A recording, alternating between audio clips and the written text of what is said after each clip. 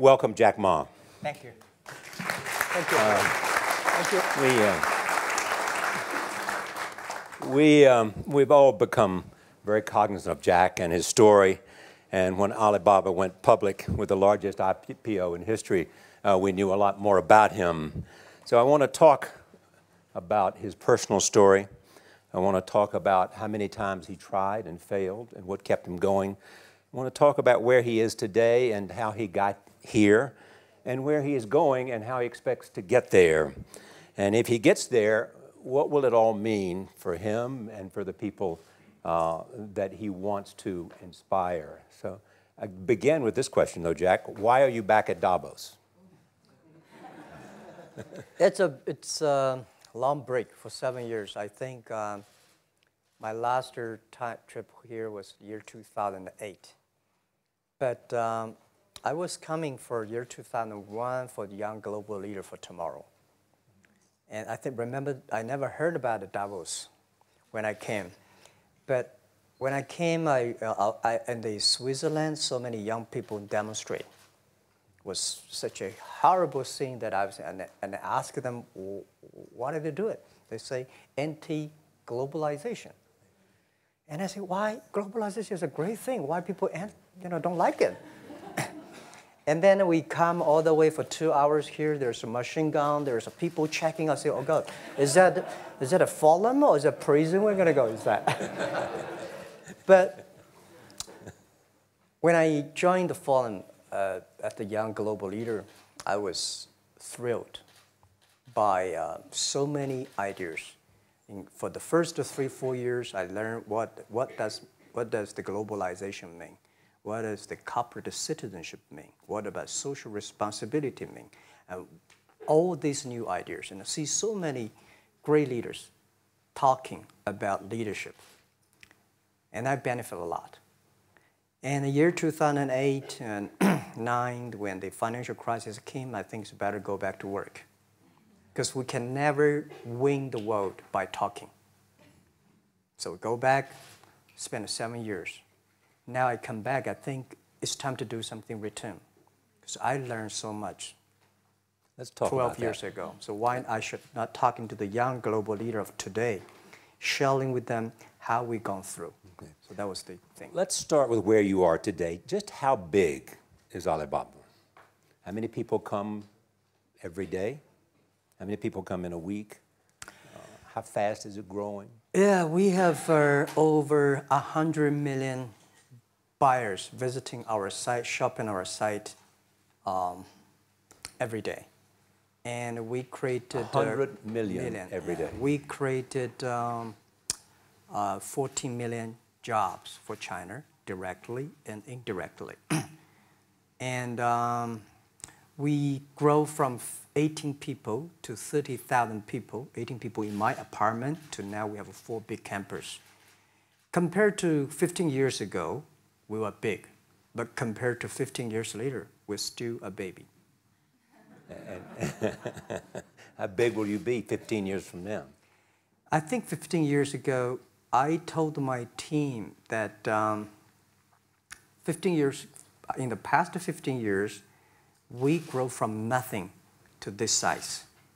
And 15 years later, I want people to know about Alibaba, know Taobao, because it's already everywhere. I want 15 years ago when we talk about what is e-commerce, why small business can using this e-commerce, this internet, can do business across the nation. And I hope 15 years later, people forget about e-commerce because they think it's like electricity. Nobody thinks it's a high tech today. Now, this is something that I don't want 15 years later, we still walk on the street talking about why and how e-commerce can help people. Talk about the IPO. Did it exceed your expectations? Well, it's a pretty small IPO, 250. Yes. Yeah. The largest IPO in the history of Wall Street. We raised. And number 2 was a Chinese bank. Thank you. I remember year 2001. We went to raise some 5 million, 3 million venture capitalist dollars in the USA, and got rejected. And I say we come back raising a little bit more. But I think, what we think more about is for $25 billion, how we can spend the money efficiently, because this is not the money, this is the trust from the world, the trust from those people. They want you to do better jobs to help more people. They want to have a good return. So I think gives me more pressure, because when our market cap is bigger than IBM, for a certain day we're bigger than Walmart. We're one of the top 10, 15 largest market cap company in the world. I told my team and myself, is that true? We're not that good. Because years ago, people say, Alibaba model is terrible. Does not make money, have this and that, all the big bad things, because Amazon is better, eBay is better, Google is better, and there's no such model like Alibaba in the USA. So I told myself and people, we were better than people thought. But today, when we are that big size, I said, no, we are not that good as people thought. We're just a company 15 years old. Average age is 27, 28 years old, young people. We're doing something that human beings have never tried. So I want to talk about the future. Let me take you back to when you were born in Hangzhou, where the headquarters still are. Yep. And your campus is there. You don't have a loot, don't move your loot. Your headquarters there. Yeah, you found it there, loot there. You grew up in the 60s. 64. Born in 64.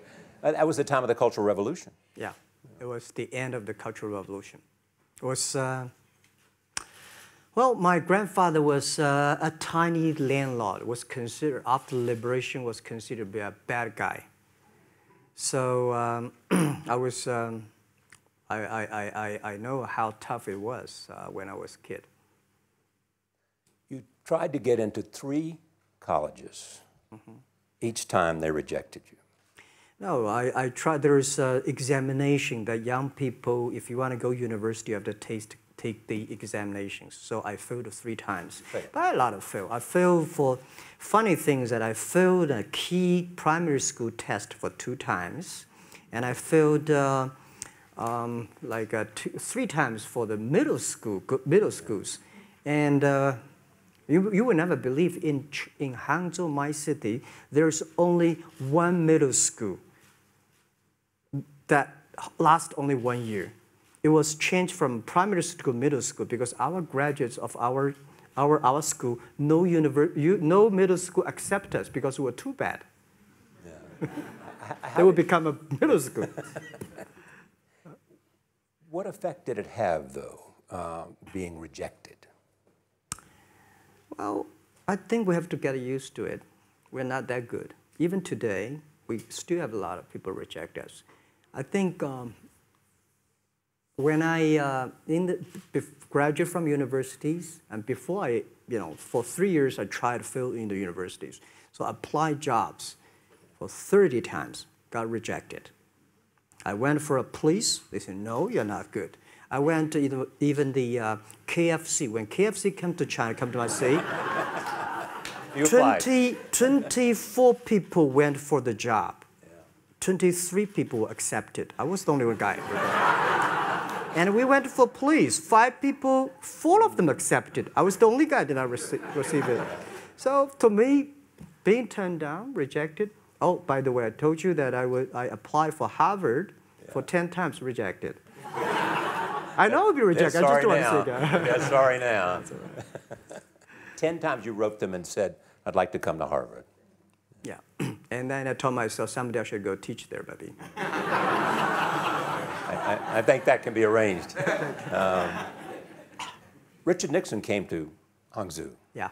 And after that, tourists flooded the place. Yeah. And that's how you learned English. Yeah.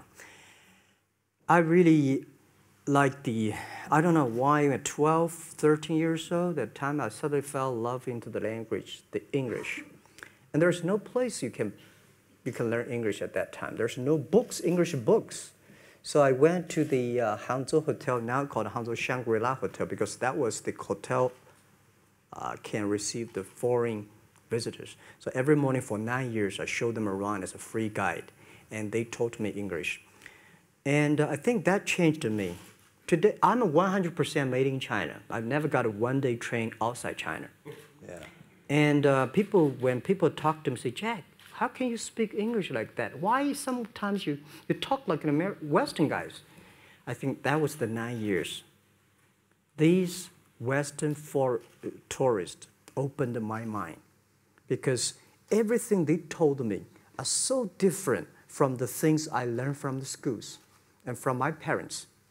So now I have a habit. Whatever I see, whatever I read, I use my mind. Think about for 2 minutes. Is that how Ma Jun became Jack Ma?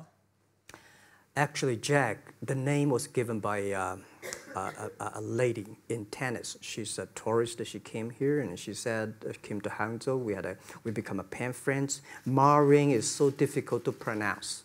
So she said, do you have an English name? I said, don't. So can you give me an English name? She said, okay. She said, my father called it Jack. My husband called Jack. What do you think about Jack? I said, good. So I've been using that for that many years. Yeah. First visit to America, 1995? 1995, yeah. I come here for a project helping the local government to building up a highway. And you tried the internet? I tried the internet in Seattle. And in a building called the USA Bank. I don't know whether the USA Bank is still there or not, but it's a building. And my friend opened a small office, which is like only 10% bigger than this room. And there are a lot of computers in there. And he said, Jack, this is internet. I asked, what is internet? He said, search whatever you want. At that time, they used Mosaic, very slow, right? Yeah. And I said, I don't use it. I don't want to type because computer is so expensive in China. If I destroy it, yes, I cannot pay. He said, just to search it. So I searched the first word, beer. I don't know why, because it's easy to spell, baby. And I see beers from Germany, beers from USA, beers from Japan, but there's no beer from China. And I say, okay, type the second word is China. No data. Nothing. Nothing. And I said, 1995. 1995. No data about China. So I talked to my friend. Why not make something about China? So we made a small, very ugly-looking page called China. It's something like I did a translation agency. We listed on there. It was so shocking. We launched at 9:40 in the morning. 12:30, I got a phone call from my friend. He said, Jack, you got 5 emails. I said, what is email? And they say, these are the things. So people so excited. Where are you? This is the first time I see a Chinese website on that. How can we can we do something together? So I think this is something interesting. So we should do it. Why did you call it Alibaba? Alibaba?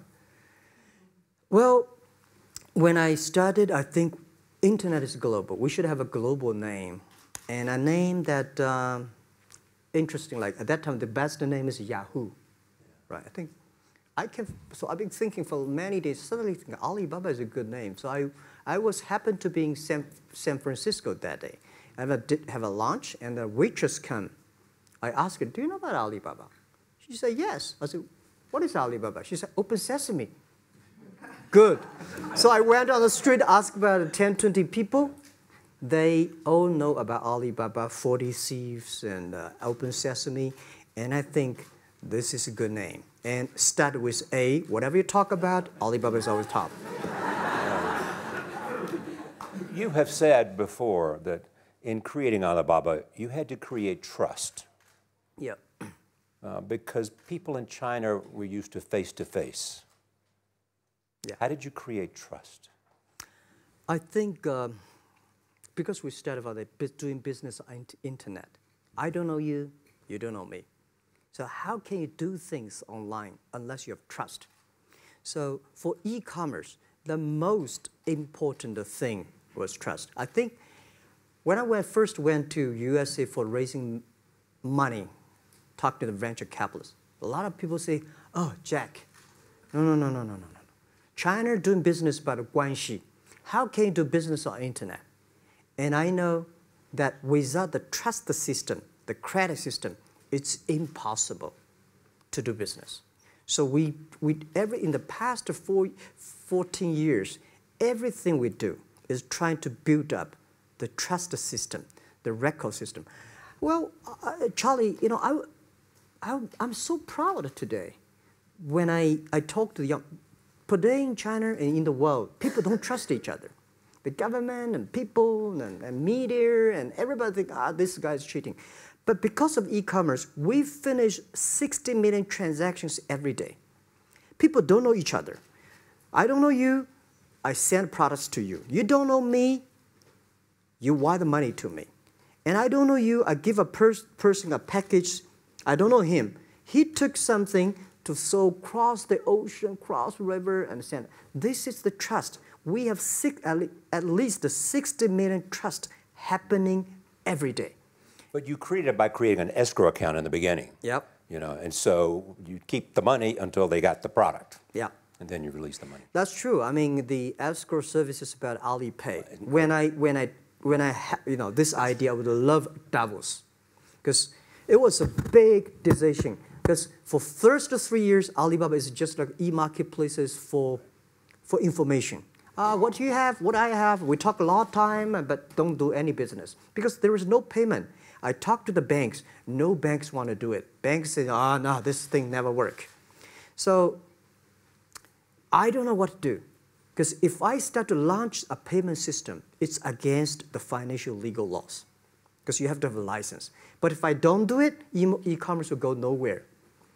So then I went to Davos. I listened to a leadership discussion. Leadership is about responsibility. And after I listened to that panel, I give a call to my friends, my colleagues in my apartment, say, do it now, immediately. If something wrong, the government not happy about that, if one body has to go to the prison, Jack might go to the prison. Because it is so important for China, for the world, to build up the trust system. And if you did not do it, I said, and do not do it properly, stealing money, money wash, no trust record, I send you to the prison.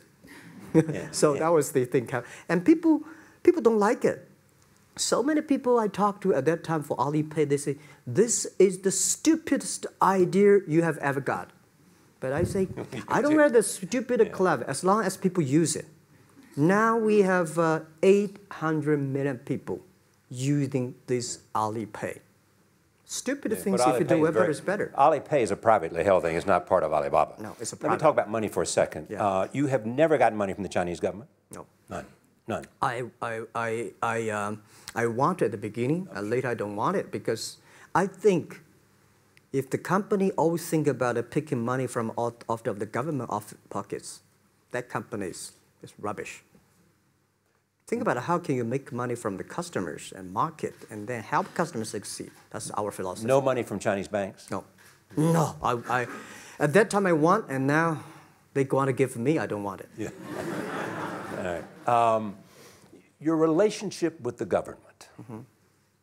Yeah. What's your relationship? I mean, if they didn't, here's what some say, that you have existed in an environment that's not, they have restricted competition for you. And that's a pretty good thing to do for a private company. Yeah. I think the relationship with the government for us is very interesting. For the first 5 years, because I've been working as a part-time jobber for a government organization called Ministry of Foreign Trade, 1997, for 14 months. And I learned that you should never rely on government organization to do e-commerce. And I started a business. I told my people and team, in love with the government, but don't marry them. Yes. Respect them. And a lot of people say, well, you know, government officers talking about internet, the censorship and this, that, and they worry about. I think it's the opportunity, it's a responsibility talking to them, tell them how internet can help. So you tell them we create jobs. Oh yeah, I think a lot of people debate and fight against them.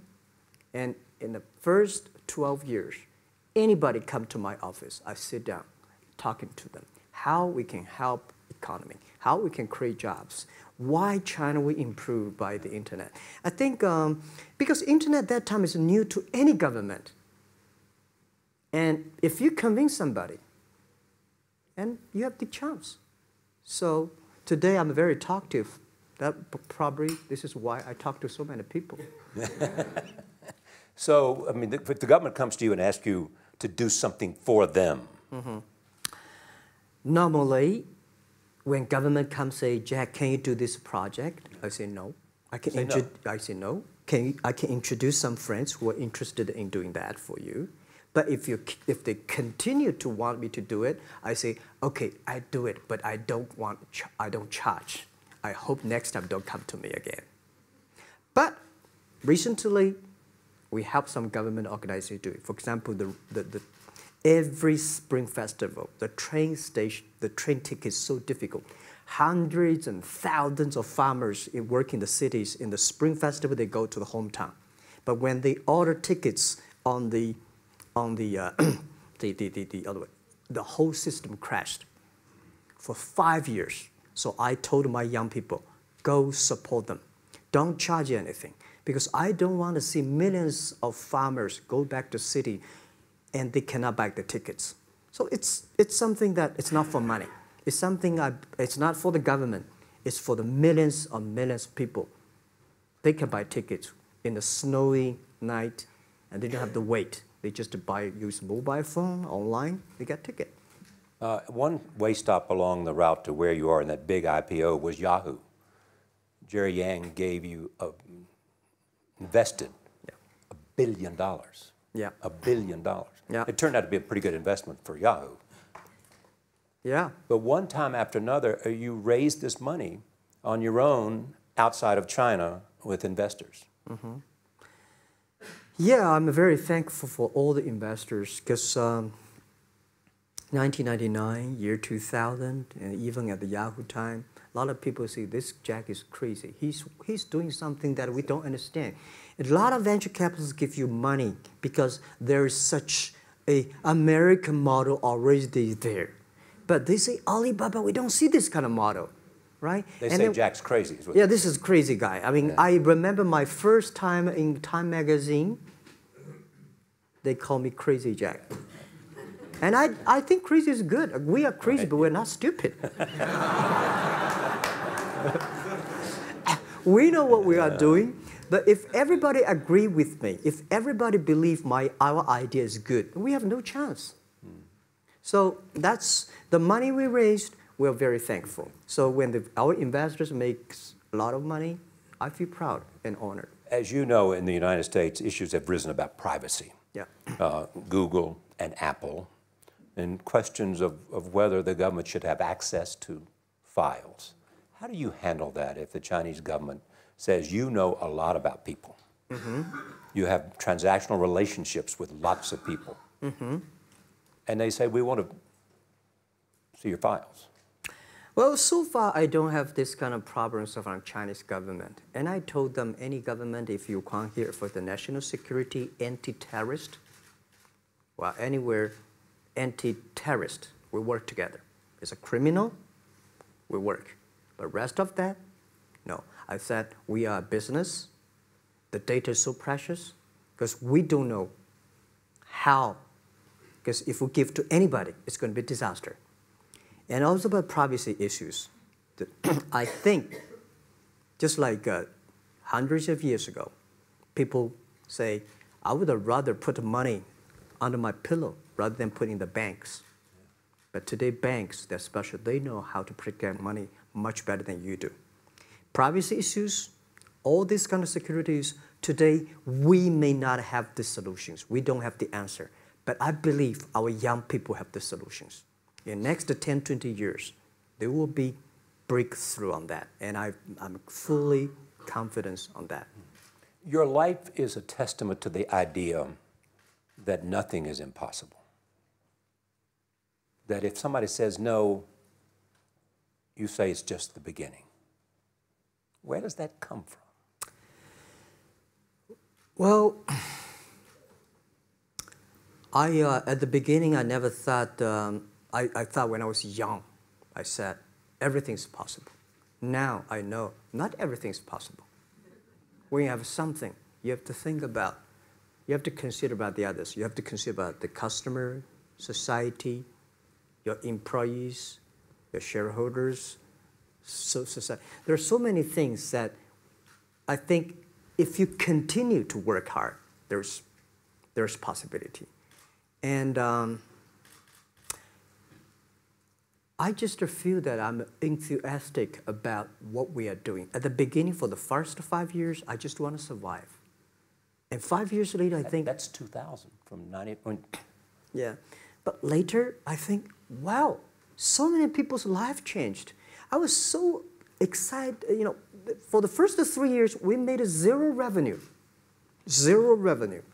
But we are so excited to continue to work. You know what happened? I remember many times when I go to a restaurant and have dinner, somebody came, when I was trying to pay the bill, the owner of the restaurant came to say, "Sir, your bill is paid by someone." And the small note say, "Hey, Mr. Ma, I'm your customer of Alibaba Group, Alibaba platform. I made a lot of money, and I know you don't make any money. I pay the bill for you." Yeah. And I remember one day that I was sitting somewhere in the coffee, somebody sending me a cigar. I don't smoke cigar, but there's a note, "Thank you very much, I'm your customer." And I remember in the Taobao days, I was at the Shangri-La Hotel in Beijing. When I get on the taxi, the man who opened the door for me, the boy at the gate, he said, "Jack, thank you very much. I'm service here. My girlfriend makes more money than I do on your site." And this is something that you know, that it's not amazing. If you don't do it, nothing's possible. If you try to do it, at least you have the hope.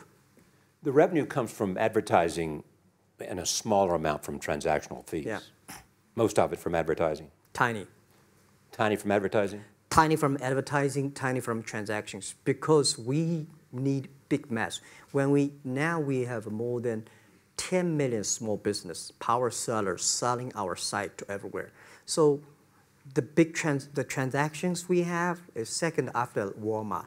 So tiny. Second after Walmart. Yeah, tiny of the of the money already make us big. So, you know,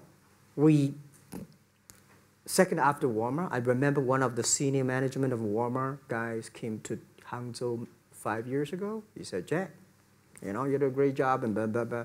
So I said, "Maybe in 10 years we'll be bigger than Walmart." He said, "Young man, you have a good hope."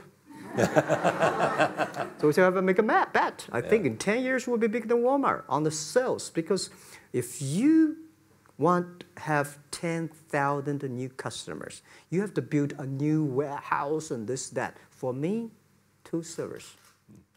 What's your market cap versus Walmart today? I don't know, but I don't maybe either. some. It's close. I think so. Maybe we should check later. All right. Yeah. So where are you going? What does Jack want? I think because the name for Alibaba, we are internet company, happen to be in China. We have the same spirit and entrepreneur spirit like every great entrepreneurs in the world. And I remember the day when I started Alibaba, we want to have a mission helping small business doing easier. So next step is, today, so many millions of small business using our platform to sell things, and over 300 million consumers buy things from our site. Cheapest, efficient. So what I'm thinking about, how we can make Alibaba a platform for global small business. My vision is that if we can help a Norway small business can sell things to Argentina, and Argentina consumers can buy things online from Switzerland. And we can build up, which I called, I don't know, maybe not right word, called EWTO. The WTO is great, past century. But WTO helps so many big companies to sell things across the nation.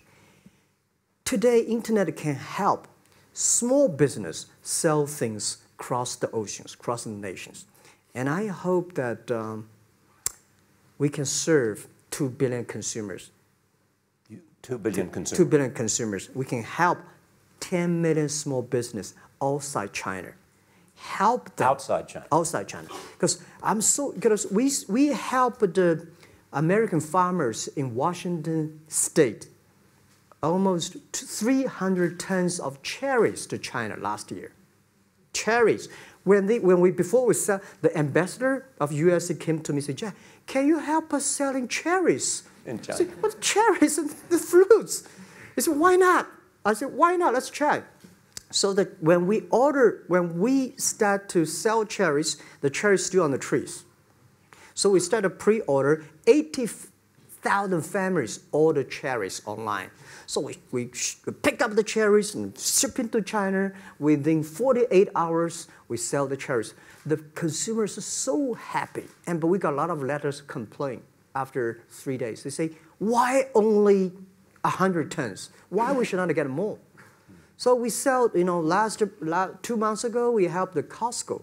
We sold 300 tons of nuts to China. So I'm thinking about if we can sell, we're also selling Alaska seafood to China.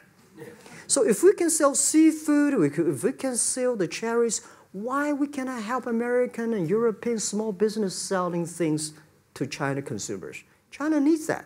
So this is what I want to do is that 2 billion consumers, China, Asia, developing nations, how we can let them buy things globally. Alibaba rode with the millions of people that went from poverty to the middle class in China.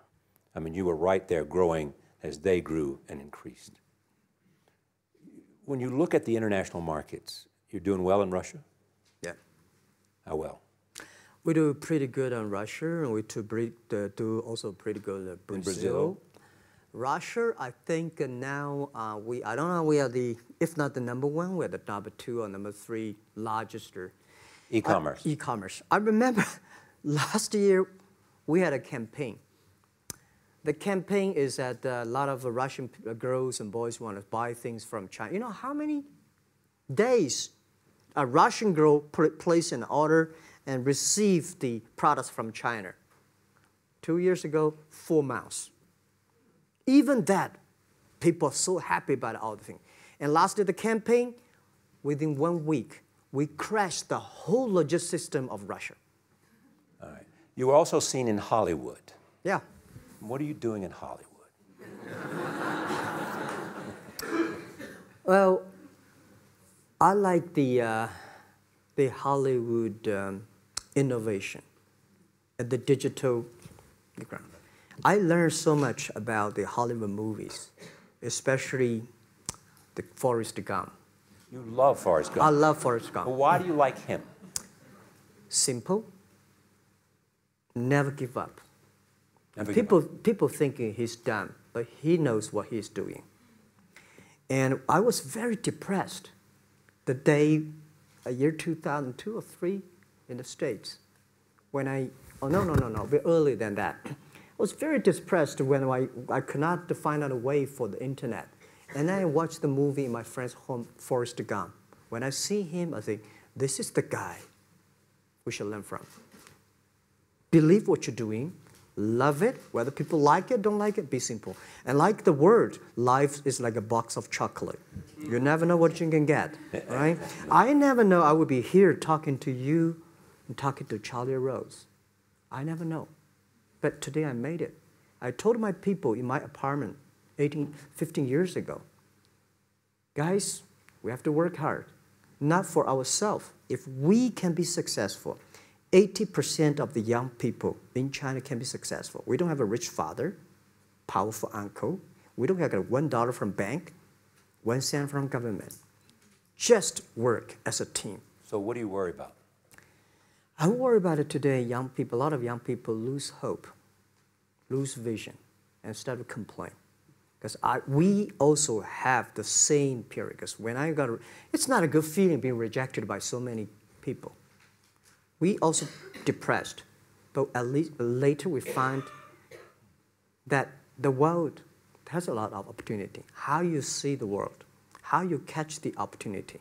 So, and the Hollywood gives me a lot of inspiration. You know? But you were out there for business. You were out there because you want to make movies and sell them. I want to make the movie for business-wise. We are e-commerce company. We have a lot of products that need logistic. But movie, TV, these are things you don't need logistic system. And movie probably is the best product that can help Chinese young people to understand. Because one thing I told the Chinese people, my friends, in American movie, all the heroes at the beginning, they look like a bad guy. Terrible things coming, they become a hero. And finally, they all survived. China, if you're a hero, all the hero died. So, because only dead people become the hero. So nobody want to be the hero. So you want to change the Chinese definition of hero? Yeah, I want to say hero.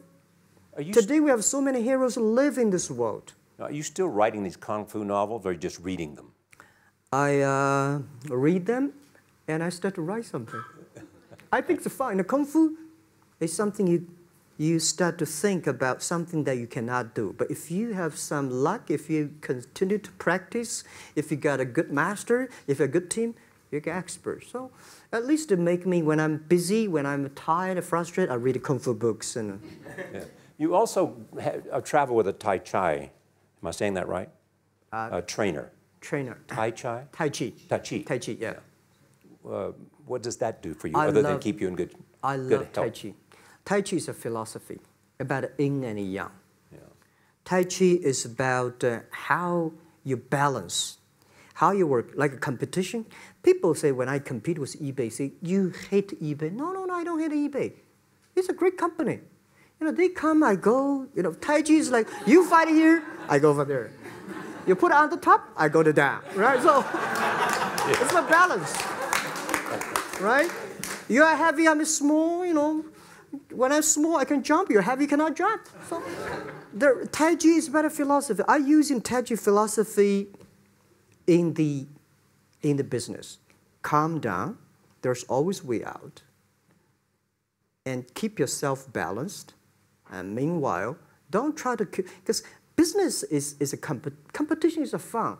Business is not like a battlefield. You die or I win. Business, even if you die, I may not win.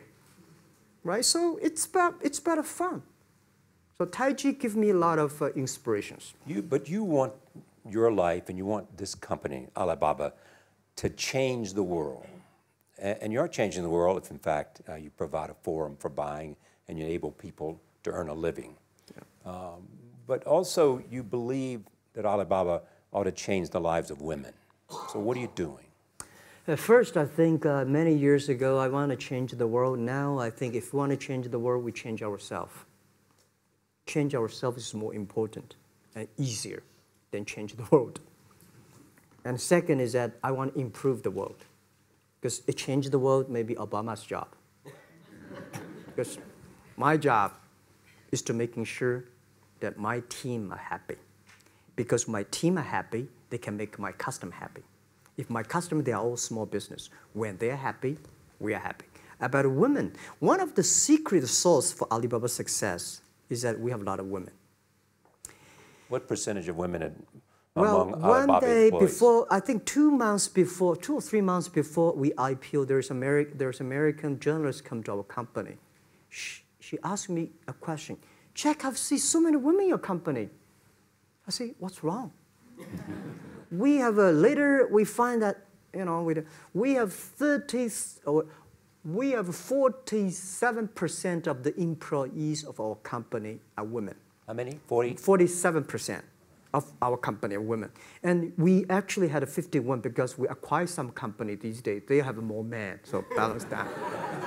But these are women in top-level positions? 33% of the management are women. And 24% of the senior management, very top level, are women. We have a women CEO, CFO, CPO, Chief People Officer, and we have everywhere. And I think so comfortable to working with them because women, in this world, if you want to win in 21st century, you have to making sure that making other people powerful, empower others, making sure the other people better than you are, then you will be successful. So I find the women, they think about the others more than they think about themselves. Right. Yeah, women think about the kids, husband, parents, much more than the man. And the user-friendliness.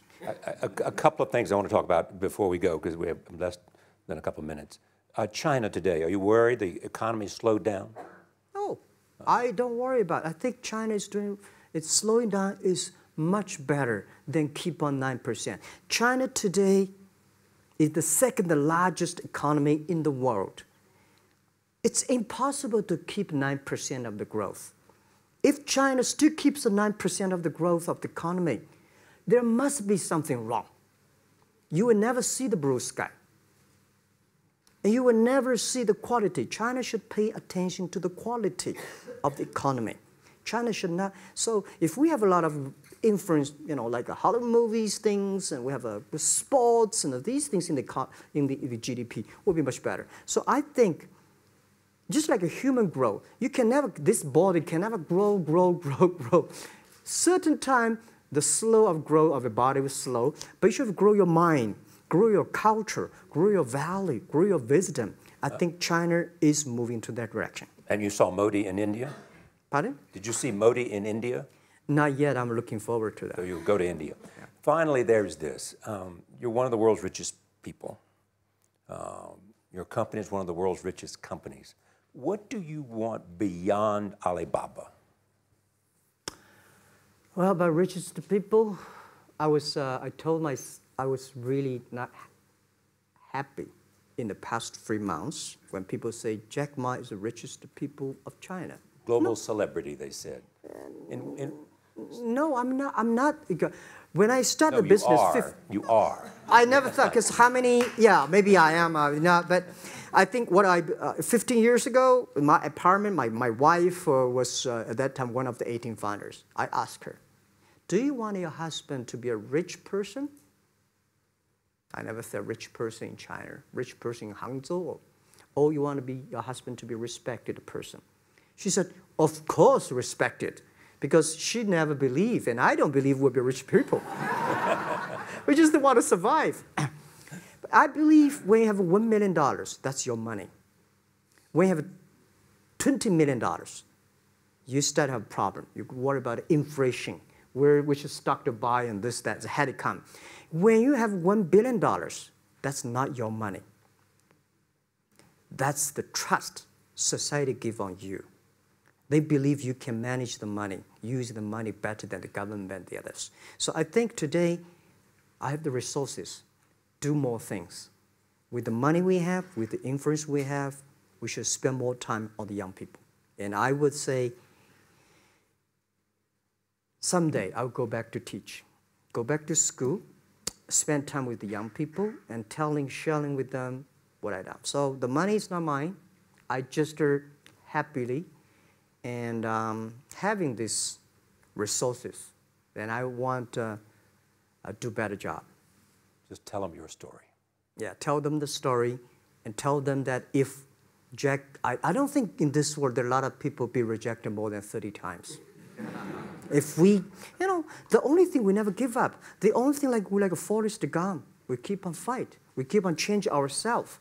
We don't complain. Whether you were successful or not successful, I find that people, when they finish the job, if they make the mistake, if they fail, if they always complain the others, this guy will never come back. If the guy only check himself, yeah, something wrong with me here, something wrong with me there, this guy has a hope. Jack, on behalf of everybody in this audience and a television audience around the world, thank you for taking your time to be with us. Thank you, Ray.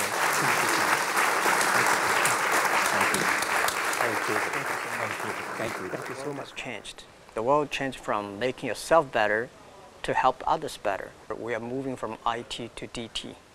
So if we are not innovative, if we're not creative enough, it will be very difficult to survive in this century. Everybody have to think about the future. Everybody have to think about the future different from yesterday. Think about something that, how can you do different? How can you do things right? How can you do things to help others do better rather than help yourself do better?